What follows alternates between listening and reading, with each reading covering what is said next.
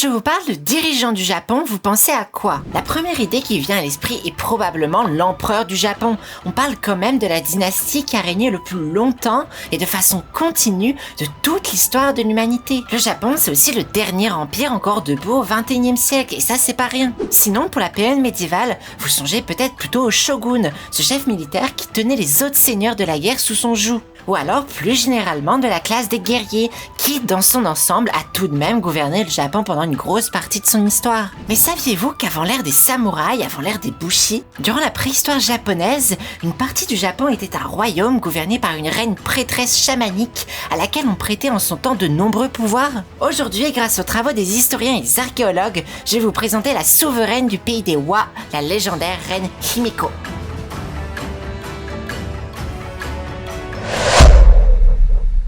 C'est la première fois que l'on parle de préhistoire sur cette chaîne. Il faut savoir que la préhistoire japonaise est très particulière et loin de celle qu'on a pu avoir en Occident. Elle commence au Paléolithique, puis avec la toute première ère japonaise, l'ère Jomon. Une ère où une seconde vague de proto-japonais entrèrent sur l'archipel via la Corée. Et ils découvrirent l'archipel au fur et à mesure de Kyushu en remontant petit à petit vers le nord. C'est une époque où ce premier peuple était avant tout un peuple de chasseurs et de cueilleurs, du moins jusqu'à l'arrivée de la culture chinoise qui s'était pas mal développée entre-temps et qui apporta au Japon l'agriculture et notamment la riziculture, qui marqua la fin de l'ère Jomon et le début de l'ère Yayoi. La riziculture apporta l'évolution la plus drastique de l'histoire japonaise. Auparavant, c'était une peuplade répartie en petits villages dispersés qui vivaient en communautés réduites et qui devaient régulièrement se déplacer pour subvenir à leurs besoins. Celles-ci se muèrent alors en peuples parfaitement sédentaires, où la culture de la terre devint la ressource principale. Et vous savez ce que cela veut dire? Ce fut alors l'apparition de la propriété, notamment de la propriété terrienne. Là où avant on ne pouvait pas vraiment dire « cet animal est à moi et ce buisson est à moi » dans une communauté de chasseurs-cueilleurs, beaucoup de gens se mirent à revendiquer des terrains exploitables. Des terrains qui deviendront de plus en plus grands grâce à de l'influence sociale, économique, politique, religieuse ou bien sûr militaire, à mesure qu'une caste de propriétaires terriens et religieux émerge. Et apparaît alors avec elle la naissance de rivalités entre voisins. C'est durant cette ère, l'ère Yayoi, que l'on voit une première véritable culture militaire apparaître. Là où durant l'ère Jomon, les combats ressemblaient plus à de petits tricks, où les armes de chasse étaient réutilisées sur les opposants, l'ère Yayoi et le développement des terrains avec en plus l'importation de la métallurgie via la Corée voient naître les premiers guerriers, les premières armes de guerre et les premières véritables batailles visant à conquérir ou à défendre un territoire. Je vous parlais de préhistoire. On nomme préhistoire ce qu'ont fait les humains ou un peuple donné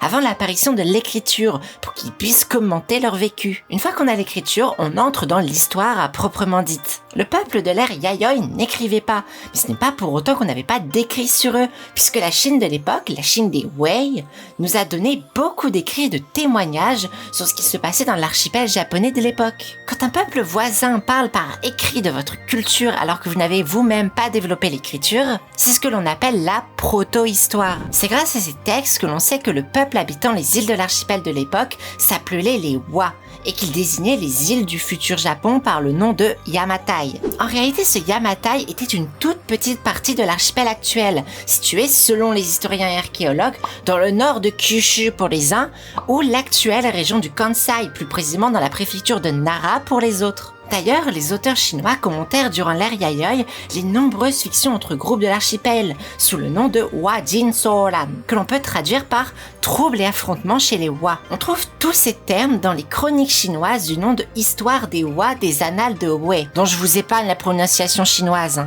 Et justement, notre reine Himiko est considérée par ces Wei comme la reine du royaume du Yamatai, un royaume de bonne taille par rapport aux autres royaumes de l'archipel de l'époque, car il aurait annexé une dizaine d'autres royaumes aux alentours, culturellement ou militairement. C'est la reine Himiko qui aurait réussi à imposer la paix entre les différents royaumes en guerre de l'époque, sous le joug du royaume du Yamatai, dont elle était la dirigeante. Cependant, elle n'était pas la seule figure d'autorité du royaume. On sait aujourd'hui qu'elle n'avait pas de mari et préférait confier le pouvoir gouvernemental du royaume à son frère, s'occupant plutôt donc des affaires religieuses dont on dit qu'elle serait capable d'abuser de son peuple par des sortes de tours de magie et de chamanisme. C'est ce qu'on appelle la voie des esprits ou Kido en japonais. On ne sait pas vraiment de quelle nature était cette religion et si elle ressemblait à une sorte de proto-shinto japonais ou non, et que c'était plutôt une religion peut-être plus chamanique. D'Himiko, on sait aussi qu'elle avait des relations diplomatiques actives avec la Chine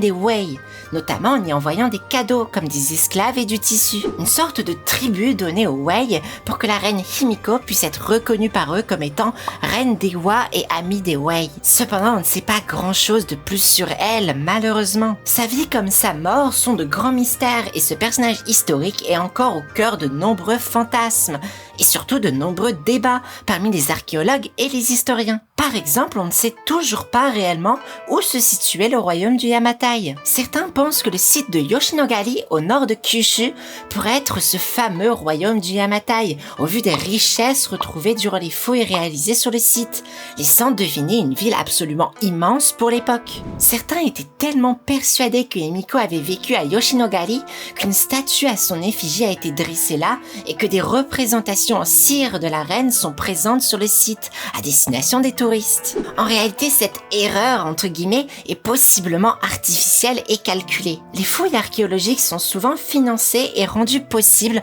en partie par les collectivités locales japonaises, qui s'attendent à des retombées économiques à la hauteur du coût des recherches, notamment en offrant une valeur touristique à la région. Dans le cas du site de Yoshinogari, il était situé dans une région rurale. L'installation de ce lieu touristique très fréquenté a donc donné un nouveau souffle à l'économie locale, au détriment d'une certaine rigueur scientifique. Et il est clair qu'affirmer via des statues ou des mises en scène que la reine prêtresse Himiko était là a évidemment participé au développement du tourisme dans la région. Pourtant, plus on avance et plus les archéologues pensent que le royaume du Yamatai serait en réalité plutôt du côté de Nara, où a été découvert le tombeau de Hashiaka, un grand tombeau en forme de trou de serrure qui pourrait bien être la tombe de la reine Himiko. Cependant, le monument a été classé tombeau impérial par l'Agence impériale du Japon, ce qui rend les visites et surtout les recherches très compliquées. Aujourd'hui encore, on ne sait pas si ce mystérieux tombeau abriterait la dépouille millénaire de l'une des femmes les plus puissantes et mystérieuses du Japon.